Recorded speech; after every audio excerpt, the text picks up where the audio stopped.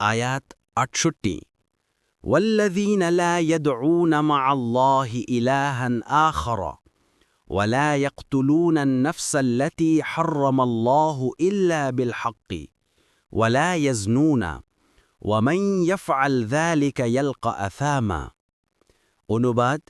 এবং তারা আল্লাহর সাথে কোনো ইলাহকে ডাকে না আর আল্লাহ যার হত্যা নিষেধ করেছেন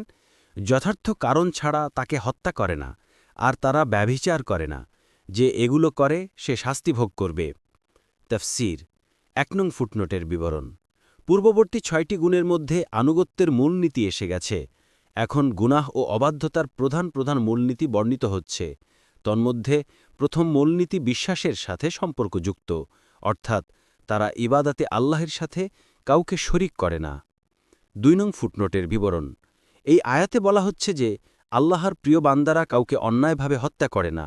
হাদিসে এসেছে রাসূলুল্লাহ সাল্লাল্লাহু আলাইহি ওয়াসাল্লাম বলেছেন একজন মুমিন ওই পর্যন্ত পরিত্রাণের আশা করতে পারে যতক্ষণ সে কোনো হারামকৃত রক্ত প্রবাহিত না করে বুখারীর ৬৮৬২ নম্বর হাদিস ৩ নং ফুটনোটের বিবরণ রাহমানের বান্দারা কোনো ব্যভিচার করে না ব্যভিচারের নিকটবর্তীও হয় না একবার রাসূলুল্লাহ সাল্লাল্লাহু আলাইহি ওয়াসাল্লামকে জিজ্ঞাসা করা হলো সবচেয়ে বড় গুনাহ কি তিনি বললেন তুমি যদি কাউকে প্রভুত্ব নাম গুণ এবং ইবাদাতে আল্লাহের সমকক্ষ দাঁড় করাও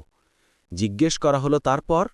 তিনি বললেন তুমি যদি তোমার সন্তানকে হত্যা করো এই ভয়ে যে সে তোমার সাথে আহারে অংশ নিবে জিজ্ঞেস করা হলো তারপর তিনি বললেন তুমি যদি তোমার পড়োশীর স্ত্রীর সাথে জিনা করো বুখারীর ৬৮৬১ নম্বর হাদিস ও মুসলিম